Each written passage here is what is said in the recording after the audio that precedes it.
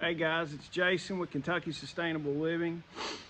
Sitting in the shop today working on the comms room down here, waiting on some sealer to dry on the floor and staying out of town for Black Friday. I hope everybody had a good Thanksgiving Day and hopefully you're having a good weekend. Hopefully a lot of people aren't having to work.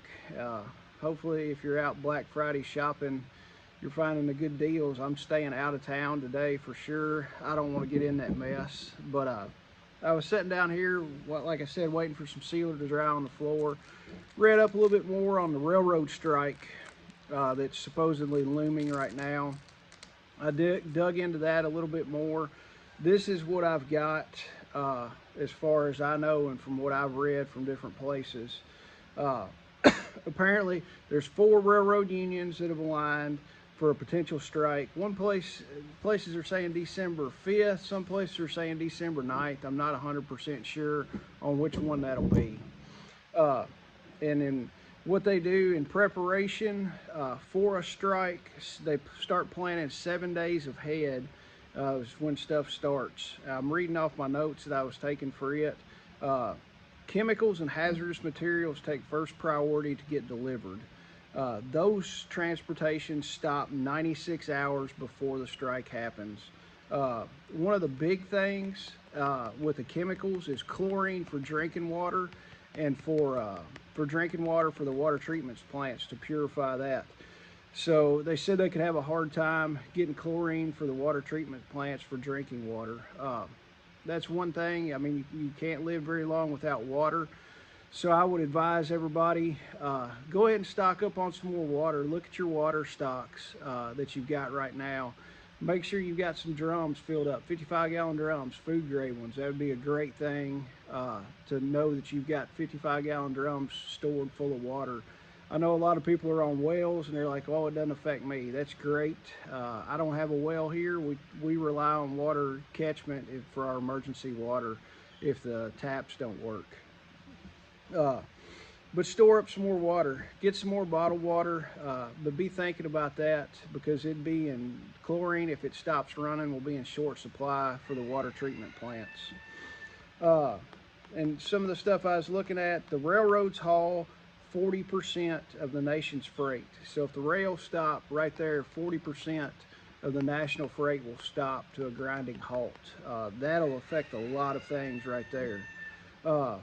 Lots of your gases and your fuels are hauled by rail.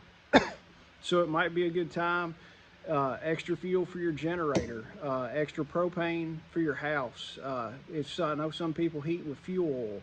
It might be good to go ahead and get your fuel oil tanks topped off, get your propane tanks topped off, because then the big suppliers, if the rails aren't running, a lot of that stuff is not going to move. Also, 30% of the packaged goods, as far as packaged food goods, are hauled by rail, which that's like your cereals, your peanut butters, beer, stuff like that. So it might be a good time to look in your pantry and stock up on some more of your packaged goods if you need it. And not just packaged goods, I mean rice, beans, all that kind of stuff. Stock up on your staples.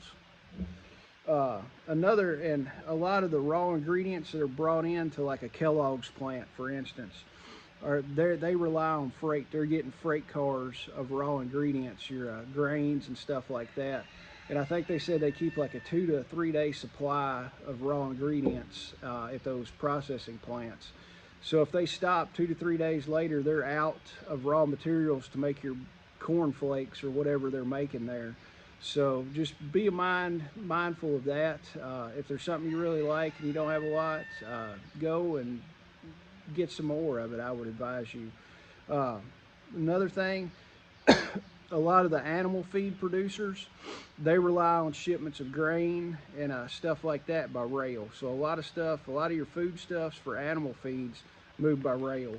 So I know I went and got a big order of feed. All our feed that we get here is grown locally within probably 20 to 30 miles of here. And the guy that owns the feed mill is a farmer also, and most of the grain he grows goes straight to his feed that he makes at the feed mill.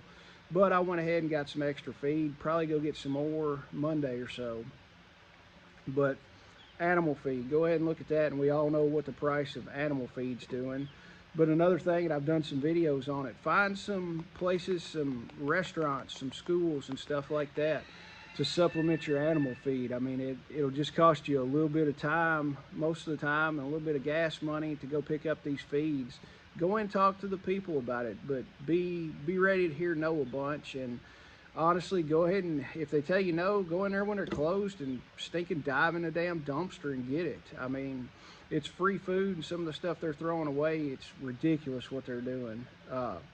One thing a lot of people might not have thought about, I know it doesn't affect me, it probably doesn't affect a lot of people that watch the channel, but in some of the major cities, passenger railway, you know, the commuter railways, they use the railways for that, and some of those big cities could be affected.